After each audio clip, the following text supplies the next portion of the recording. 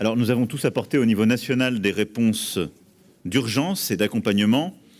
En France, les mesures adoptées par le gouvernement vont protéger nos concitoyens les plus vulnérables et nos entreprises, notamment les plus petites, de cette hausse rapide des prix, ce qui était une action faite dans de nombreux pays européens et qui est à la fois urgente et juste. Mais sur le moyen terme, évidemment, nous avons un immense chantier devant nous, avec deux objectifs fondamentaux. Je pense qu'il ne faut pas les perdre de vue.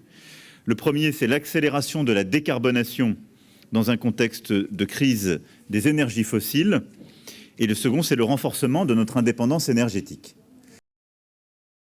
Cette transition doit se faire en gardant à l'esprit l'importance d'une souveraineté.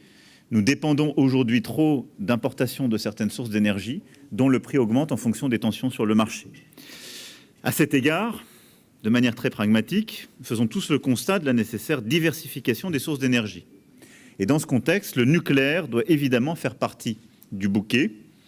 Jamais au Conseil européen un soutien aussi clair et aussi large depuis plus de 4 ans qu'il m'est donné de faire ces conseils n'a été manifesté pour soutenir le recours à l'énergie nucléaire afin d'atteindre nos objectifs.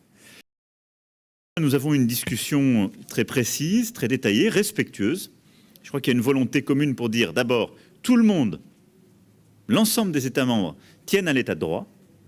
Et ensuite, dans le respect, il doit y avoir un dialogue approfondi et un travail qui permettent de résoudre aujourd'hui les problèmes qui se posent sur le cas polonais. Nous attendons désormais du gouvernement polonais des gestes concrets afin d'éviter d'avoir à recourir à l'ensemble des instruments de pression dont nous disposons pour faire respecter le droit.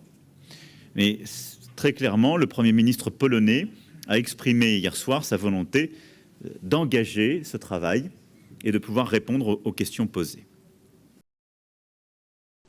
Il est très clair aujourd'hui que plusieurs puissances considèrent que la migration est devenue un instrument de déstabilisation de l'Europe.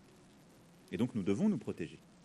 Mais nous ne devons jamais le faire en oubliant les principes qui sont les nôtres. L'Europe s'est construite sur, par exemple, le sujet de l'asile. Nous sommes un continent qui a vécu l'asile. La plupart de nos pays, et nous l'avons fait en protégeant les combattants de la liberté. On ne peut pas abandonner cette valeur. Bon. Donc nous devons protéger nos valeurs et gagner en efficacité. Donc à cet égard, nous devons avoir des modes de protection coordonnés et communes de nos frontières extérieures. Je crois comprendre quand même que beaucoup de migrants arrivent par les voies aériennes ou maritimes. J'ai peur qu'un mur n'y suffise pas.